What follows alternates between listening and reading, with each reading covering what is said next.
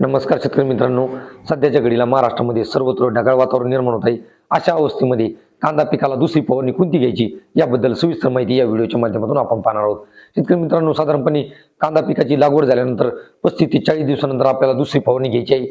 आता दुसऱ्या फवारणीमध्ये आपल्याला एक कीटकनाशक, एक बुरशीनाशक आणि एक टॉनिक आणि त्याचबरोबर एक चांगल्या दर्जाचं स्टिकर सुद्धा आपल्याला वापरायचं आहे।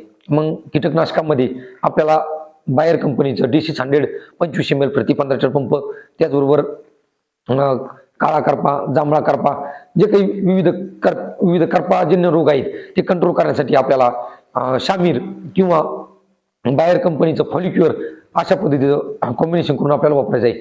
त्याचं प्रमाण घ्यायचं आहे 30 मिली प्रति 15 लिटर पंप। त्याचबरोबर शेतकरी मित्रांनो, आपल्याला टॉनिकमध्ये इसाबियन किंवा ॲम्बिशन किंवा बायोविटा अशा पद्धतीचं टॉनिक आपल्याला 30 मिली प्रति 15 लिटर पंप आपल्याला वापरायचा आहे।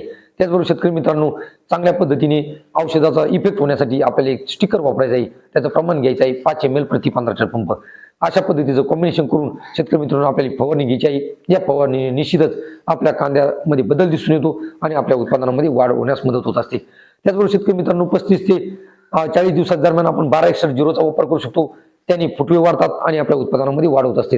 अशा पद्धतीचं कॉम्बिनेशन करून आपल्याला फवारणी घ्यायची आहे। आपल्याला व्हिडिओ कसा वाटला, आवडला असेल तर आपल्या कांदा उत्पादक शेतकऱ्यांना पाठवायला विसरू नका। धन्यवाद।